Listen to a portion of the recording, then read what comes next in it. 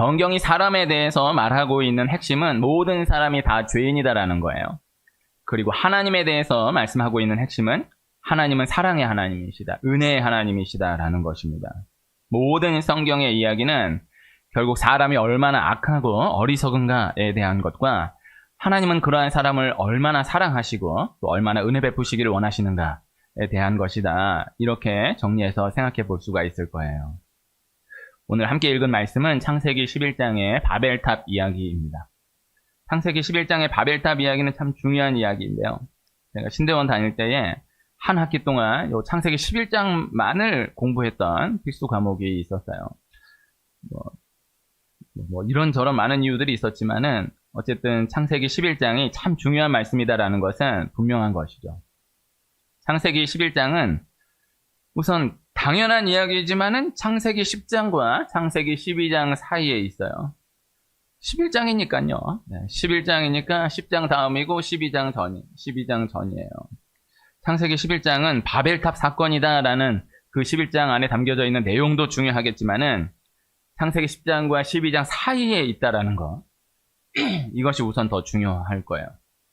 창세기 10장은 노아의 홍수가 끝난 이후에 기록된 노아의 아들들의 족보이고요. 창세기 12장은 하나님이 아브라함을 부르신 말씀이 돼요. 그래서 창세기가 50장까지 구성되어 있는데 1장부터 11장까지를 원역사로 구분하고요. 12장부터를 아브라함의 가정 이야기로, 그렇게 해서 11장까지가 한 토막, 12장부터가 한 토막, 이렇게 구분할 수 있습니다. 바벨탑 사건이 독립된 하나의 이야기로만 그렇게 볼 수 있지만은 노아의 홍수 이후에 일어난 이야기다라는 것, 이것이 중요하고, 또 바벨탑 사건 이후에 하나님이 아브라함을 부르셨다라는 것, 이것을 기억할 필요가 있는 것입니다. 그래서 바벨탑 이야기는 노아의 홍수 이후의 이야기이다. 그리고 바벨탑 이야기 이후에 하나님이 아브라함을 부르신 이야기가 이어진다. 이것이 중요합니다. 바벨탑이 세워졌던 그곳에서 아브라함이 하나님께 부름을 받아요. 그래서 바벨탑 이야기는 다시 정리하면 가장 큰 재앙, 하나님의 심판이 있은 후의 이야기이며, 또 가장 큰 축복, 하나님의 실제적인 역사, 하나님 나라 건설 역사가 시작되기 전의 이야기이다라는 것이죠. 창세기 10장까지의 이야기가 전개된 가운데에 창세기 11장의 이야기가 있게 되고, 창세기 11장의 이야기가 있은 후에 창세기 12장의 이야기가 있다라는 것입니다. 이것으로도 큰 적용의 말씀이 됩니다. 가장 큰 어려움의 이야기와 가장 큰 은총의 이야기가 함께 지나간다라는 것입니다. 고난과 축복이 함께 간다라는 것입니다. 성경 전체 어느 구간을 들어서도 생각해 볼 수 있는 원리예요. 창세기 11장도 창세기 10장과 12장과 묶어서 10장, 11장, 12장으로 가는 그 흐름을 통하여서 그 원리를 생각해 볼 수 있다는 것이죠. 이것을 우리 편으로 다시 적용해서 생각해 본다라고 하면 가장 큰 어려움이 지나간 이후의 반응이 중요하고, 또 나의 잘못된 반응으로 인해서 하나님이 징계하심으로 그렇게 끝나는 것 같아 보이는 그 상황 가운데에서도 하나님은 반드시 그 징계 이후에 하나님의 가장 큰 축복의 이야기를 준비하고 계시다라는 거예요. 그래서 하나님 반드시 고난이 지나가게 하신다라는 것, 그리고 징계하실 때에도 진노하실 때에도 그 이후의 축복을 예비하고 계시다라는 것, 이 말씀의 흐름을 통해서 이 사실을 우리가 늘 받아들이고 믿으며 나아갈 수 있어야 하겠어요.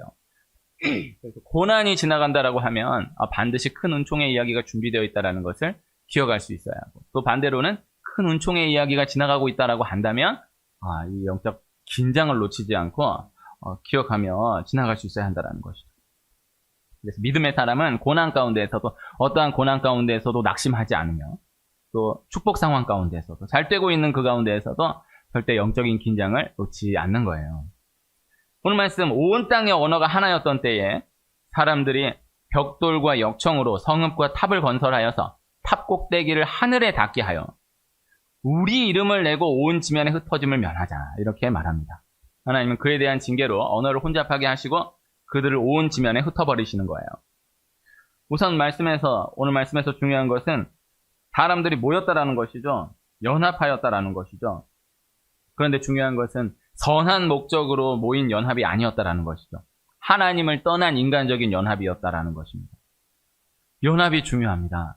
그러나 하나님을 떠난 연합은 아무런 의미가 없다라는 것입니다. 하나님을 떠난 연합은 멸망하게 된다라는 것이죠. 악으로 연합하기는 쉬워요. 악으로 모이기는 쉬워요. 그러나 선으로 모이는 것은 쉽지 않아요. 하나님의 뜻을 따라서 모이는 것은 쉽지 않아요. 하나님을 떠나서 우리끼리 모이자 하는 것, 하나님이 두고 보시는 것 같아 보이지만은, 그러나 하나님께서 끊으시는 그때가 있다라는 것, 오늘 말씀을 통해서 생각해 볼 수 있는데요. 오늘 말씀에 이 사람들의 편에서 생각을 해보면 악으로 연합을 하게 된다라는 것이죠. 사람이. 악으로 모이게 된다라는 것이죠. 사람이. 사람은 반드시 누군가에게라도 의지하게 되어 있다라는 것이죠. 그래서 큰 흐름으로 보면 사람은 결국에는 하나님을 의지하든 사람을 의지하든 또 다른 무언가를 의지하든 어느 무언가에든 반드시 의지하게 되어 있다라는 것입니다. 이것이 성경의 전제입니다. 그리고 우리 땅 가운데에서 적용적으로 생각해 보아도 하나님을 떠났다. 나는 하나님 의지하지 않아. 나는 나만 믿어. 그렇지 않아요. 결국에는 무언가를 의지하게 되고 무언가를 믿게 되고 무언가를 붙잡게 되어 있는 존재가 사람이다라는 것을 부인하기가 어려워요. 요사이는 소년원이라는 단어를 쓰지 않는다라고 하는데요. 그냥 학교라고 하기도 하고 다른 말로 대체한다라고 해요.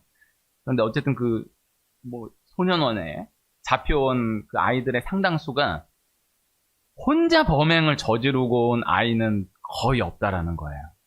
그래서 규모가 크든 작든 어떤 범죄이든 간에 반드시 그냥 하여튼 망을 보든 그냥 가만히 있으면서 그냥 함께 있든 하여튼 반드시 공범을 둔 가운데 일이 진행된다라는 거예요. 그래서 혼자서 이렇게 용기 있게 범행을 저지르는 일이 잘 없고 내가 다 할 테니까 너 여기 서 있어 서 있기만 해라. 내가 여기 보고만 있어라. 내가 다 한다. 그걸 반드시 그런 누군가를 둔다라는 거예요. 공범을 함께 둔다라는 거예요. 그런데 참 안타까운 이야기를 들었었는데 실제 상황으로 들어가면요.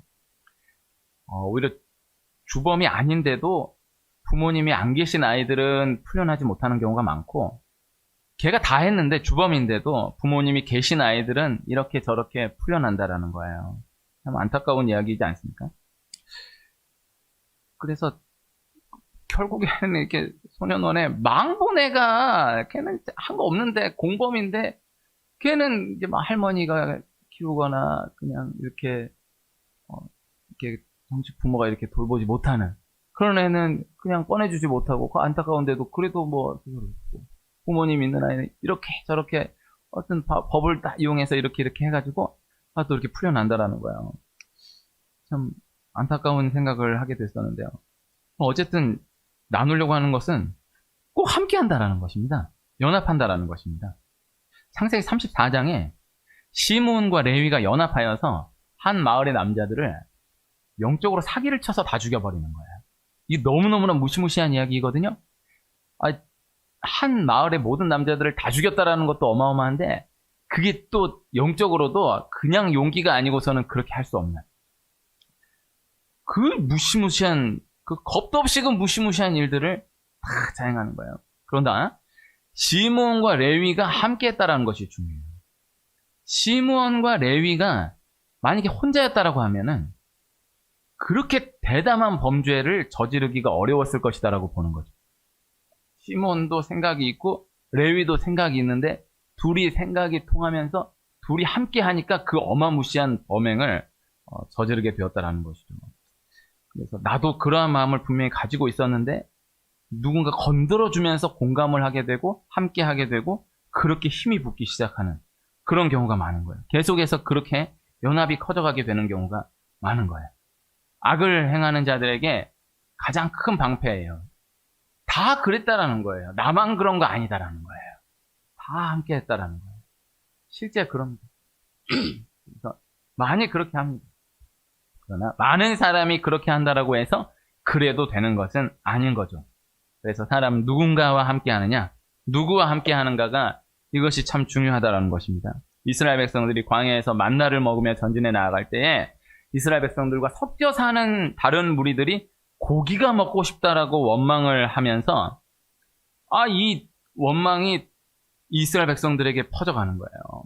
이스라엘 백성들은 그냥 야 이게 하늘에서 음식이 떨어지는 게 이게 웬일이냐 하고 그냥 감사하고 그냥 하루하루 살고 있었어요. 그러나 이제 계속 만나만 먹으니까 이게 이런 마음이 없었던 건 아닌데 아유 그래도 이게 어디냐 하고 감사하고 살고 있는데 그 섞여 사는 무리들이 야 고기 먹고 싶지 않냐? 고기도 먹어야지 이렇게 하니까 건드려 주니까 맞네 그러네 고기도 먹어야지 고기 먹고 싶다. 이게 이 원망이 확 퍼져나가기 시작하는 거예요. 그래서 이 섞여 사는 무리들 이 얘네들이 중요해. 그들이 이렇게 툭 건들 때 거기서 믿음의 사람은 아니야 감사해 이 나아갈 수 있어야지 그렇지 이렇게 휩쓸려서 확 이게 번져나가는 거예요. 어떤 상황을 보고 어떤 사람을 보고 나는 긍정적으로 보고 있었는데 누군가가 이거 아니지 않느냐 이 사람 이거 좀 아니지 않느냐 이렇게 건드려주기 시작하면 그렇게 크게 생각하지 못했던 이 씨앗이 들어오게 되고 퍼져나가게 되는 거예요. 그렇게 함께하게 되는 거예요. 그리고 그 연합이 커져가게 되는 거죠. 그래서 혼자서는 엄두도 못 냈을, 혼자서는 전혀 생각하지 못했을 그런 엄청난 죄악을 연합함으로, 함께함으로 진행해 가게 된다라는 것입니다. 영적으로 번져가는 흐름을 볼 수 있어야 해요. 그 눈을 뜰 수 있어야 하는 것입니다. 영적으로 악의 세력이 어떻게 자리해 가는가를 볼 수 있는 눈이 있어야 한다는 것이죠. 사람은 다 죄인이기 때문에 영적으로 깨어서 그러한 영의 흐름을 보지 못하면 다 부정적인 방향으로 쏠려 나아가게 되어 있다는 것이죠. 오늘 이 바벨탑 이야기, 바벨탑을 쌓게 된 이유를요, 오늘 말씀에서는 그 탑 꼭대기를 하늘에 닿게 하여 우리 이름을 내고 온 지면에 흩어짐을 면하자. 이렇게 말씀하고 있어요. 이 말에 담겨있는 뜻이 중요한데요. 바벨탑 사건은 노아의 홍수 이후에 있었던 사건이에요.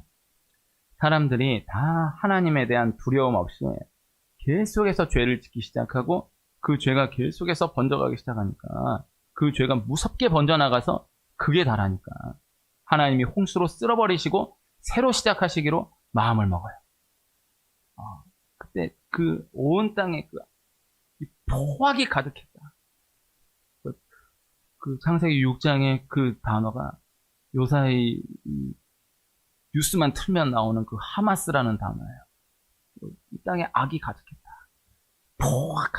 이 포악이 가득했다.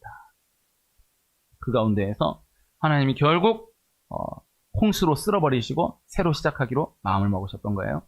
그렇게 결국 홍수가 시작되어서 노아의 8식구 외에는 땅에서 다 사라지게 되었던 것입니다. 그런데 시간이 지나서 그 노아의 후손들이 이렇게 바벨탑을 만들게 된 거예요.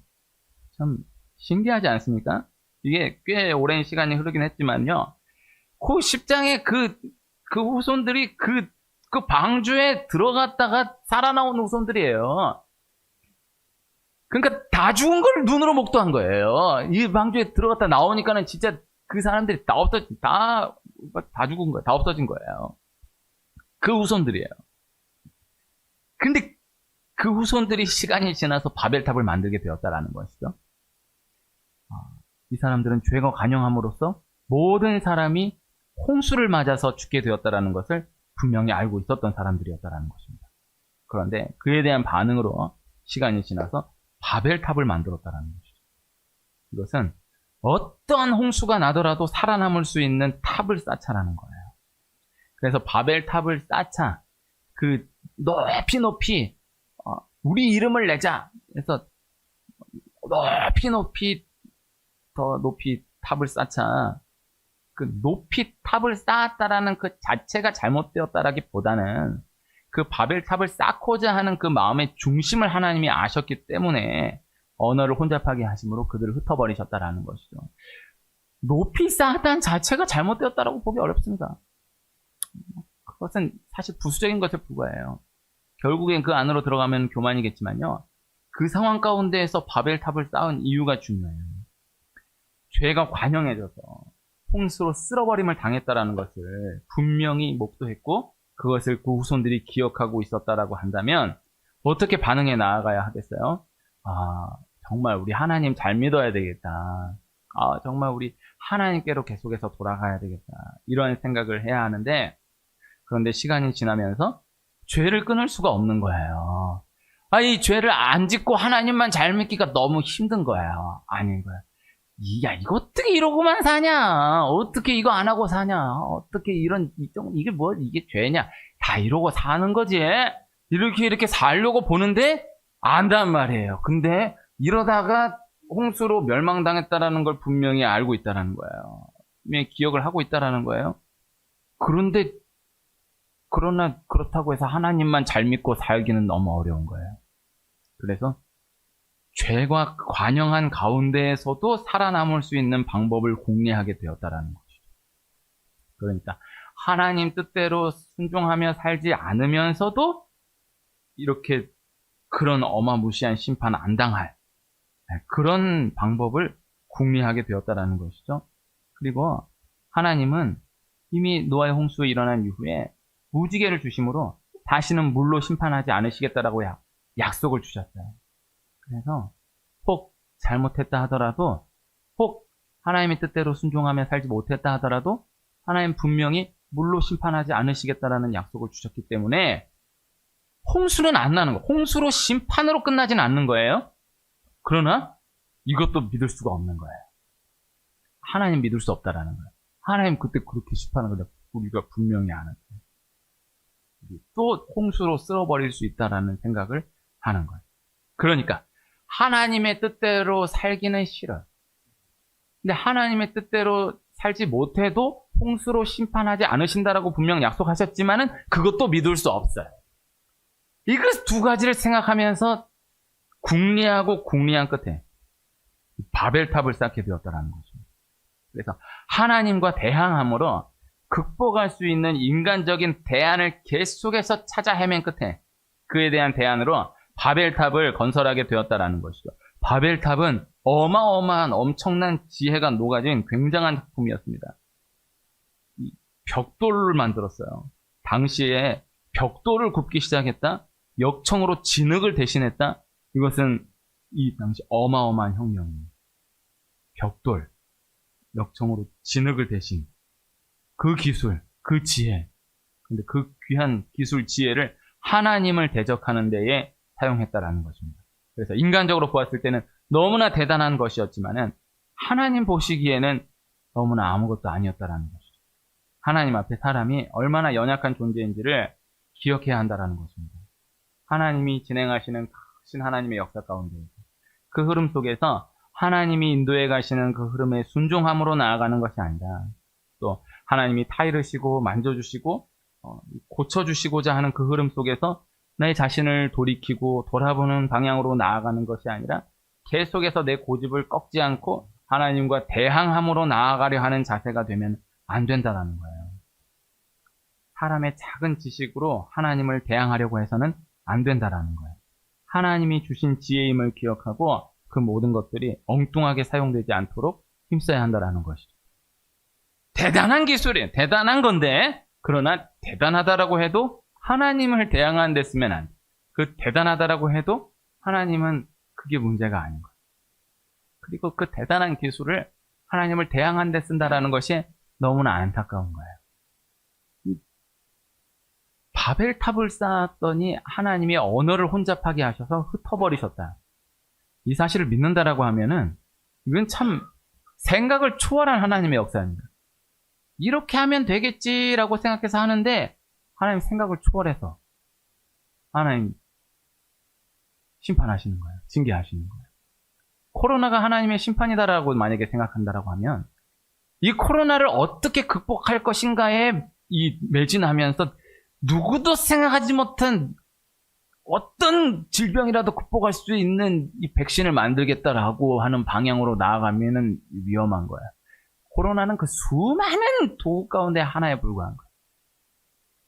홍수 심판은 언어를 혼잡하게 한 것은 하나님의 그 수많은 도구 가운데 하나에 불과한 거야. 그 하나에만 딱 매몰돼. 이걸 극복하겠다. 이걸 반드시 이긴다. 이렇게 나아가면은 참으로 안타깝다라는 것이.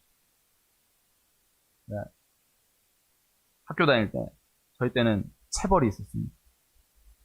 체벌 가지고도 말이 많은데 그때는 뭐 체벌이 그냥 일상이었습니다. 저희 때까지는 그랬습니다. 그냥 어떻게 이렇게 때리실 수가 있나 이런 생각 자체를 하지 못하고 살았습니다. 그냥 맞고 사는 거예요. 네. 그리고 사실 뭐 그렇게 잘못 안 했는데도 막 선생님 기분 나쁘면 막 때려요. 근데 자기 기분 나쁘다고 어떻게 이렇게 때릴 수가 있어 이런 생각도 못했어. 그냥 재수 없었구나 하고 그냥 맞고 사는 거야 그냥.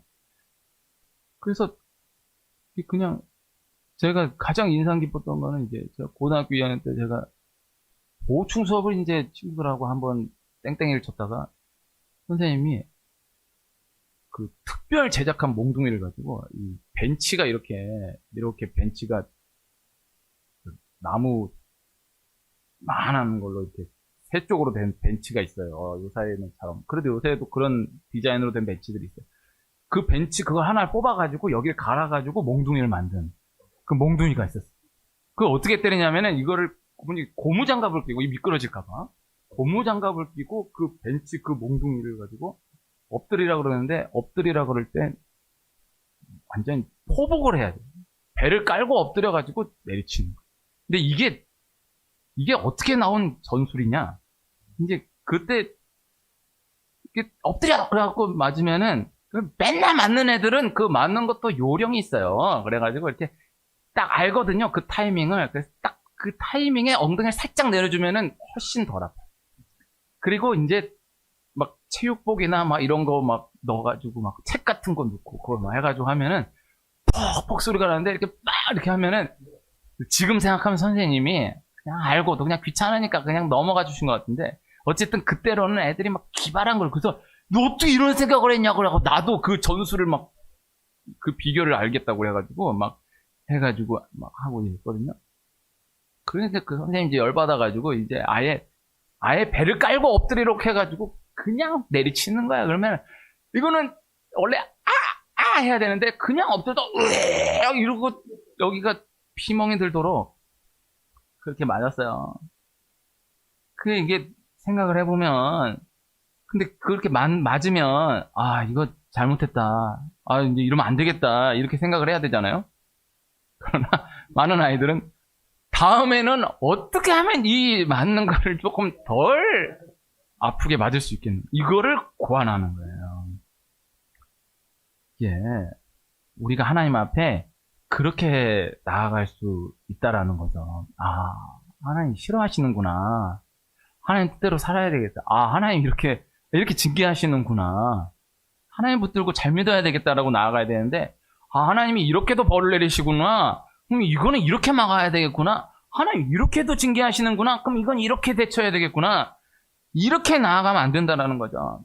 하나님의 말씀대로 순종하지 않고 죄악의 길 속에서 번져나가더니 하나님이 홍수로 심판하셨다라는 것을 분명히 알고 있음에도 깨달았음에도 기억함에도 불구하고 그 하나님의 뜻대로 그럼 순종해야 되겠다라고 생각하며 나아가는 것이 아니라 아무리 큰 심판이 온다 하더라도 버텨낼 수 있는 방법을 살아날 수 있는 방법을 연구해내겠다. 그 연구를 거듭한 끝에 만들어낸 게 바벨탑이었다라는 거예요. 하나님이 그 마음의 중심을 아셨기 때문에 그들 흩어버리심으로 바벨탑을 멈추셨다라는 것이죠. 우리가 하나님의 은혜에 기대어 살아가는 사람이 되어야 됩니다. 하나님은 우리에게 은혜 베푸시기를 원하시는 하나님이시다라는 이 믿음이 있어야 하는 거예요. 그래서 하나님께 늘 하나님의 은혜가 필요합니다. 간절한 갈급한 심령으로 나아가야 하는 것이죠. 하나님이 은혜 안 주시면 어떻게 하겠는가? 이렇게 질문하는 경우도 있잖아요. 하나님이 은혜 안 주시면 어떻게 하겠는가? 만약 그렇게 묻는다라고 하면은 하나님이 은혜 주시지 않으면 살아갈 수 없습니다. 이렇게 나아가야지. 하나님이 은혜 안 주실 수도 있지. 그럼 하나님이 은혜 안 주실 것을 대비해서 나는 이렇게 대처해 나가겠다. 이렇게 준비하겠다. 이건 너무 엉뚱한 반응인 거예요. 그러니까 하나님 원하는 자세가 아닌 거예요. 그러나 우린 계속해서 그러한 방향으로 나아가기 쉽다라는 거죠.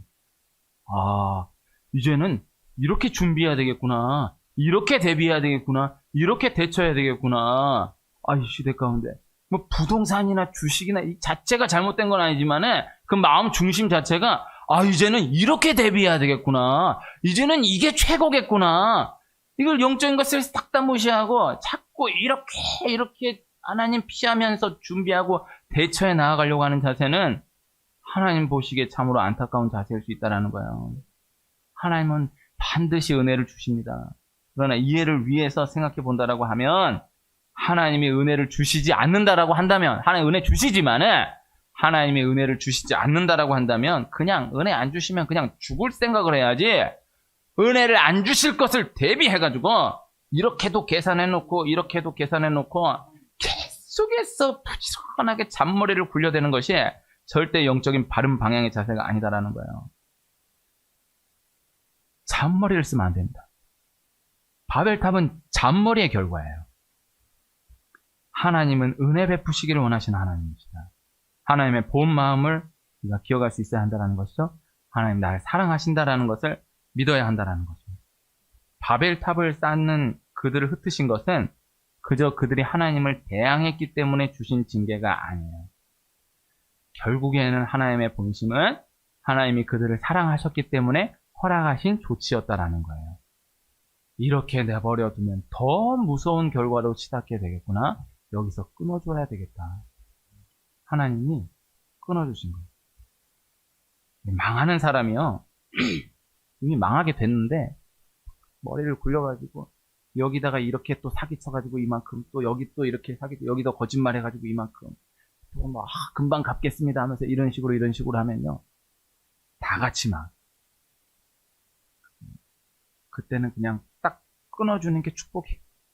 그냥 이게 아니다라고 해서 끊어주는 게 축복이지, 그걸 자꾸 인간적으로 머리를 굴려가지고 이렇게 해서 저렇게 해서 나중에 다 죽이는 거예요. 바벨탑을 하나님 그냥 두셨다라고 하면은 더 어마무시한 범죄, 더 어마무시한 대적의 방향으로 나아가게 되었다는 것이죠. 하나님이 끊어주셨다는 거예요. 하나님이 바벨탑을 멈추신 이후에 아브라함을 부르세요. 이것이 바벨탑 사건에서 우리가 기억해야 할 가장 중요한 거예요. 그래서 창세기 11장 이후에 12장이 열린다라는 거예요. 11장과 12장은 가능하다면 장까지 기억하는 것이 좋아요. 바벨탑 11장 꼭 11 바벨탑 같이 생기지 않았습니까? 창세기 11장 바벨탑, 창세기 12장 아브라함. 창세기 12장 아브라함은 반드시 외워야 됩니다. 네, 진짜 창세기에 3장의 선악과 사건과 12장의 아브라함 이야기는 숫자까지 기억해 두는 것이 좋아요. 11장 이후에 12장이 달아가는 거예요. 바벨탑이 멈춰진 이후에 하나님이 아브라함을 부르셨다는 거예요. 내가 생각한, 내가 계산했던, 내가 잔머리 굴렸던, 내가 대비하고 준비하고 대처했던 그 모든 것들이 멈춰진 이후에야 하나님이 계획하신 은혜가 시작된다라는 것입니다. 하나님의 초점은 바벨탑을 무너뜨리는 그 자체에 있는 것이 아니에요. 바벨탑을 무너뜨리심으로, 바벨탑을 멈추심으로 하나님의 새로운 은혜를 시작하게 하시는 데 있다라는 것이죠. 우리가 우리 안에 각각의 상황 분량 가운데 알지 못하게 계속해서 쌓아가고 있는 바벨탑이 있을 수 있어요. 내가 내 생각으로 무너뜨리지 못해요. 내가 내 고집으로 인해 무너뜨리지 못하고, 내 어리석음으로 인해서 무너뜨리지 못한, 내 연약함으로 인해서 무너뜨리지 못한 그때에 하나님이 무너뜨리세요. 그리고 그 자리에 아브라함을 불러서 세우시는 거예요. 그렇게 하나님이 나를 향해 준비했던 진짜 하나님의 이야기를 시작해 가신다라는 것입니다.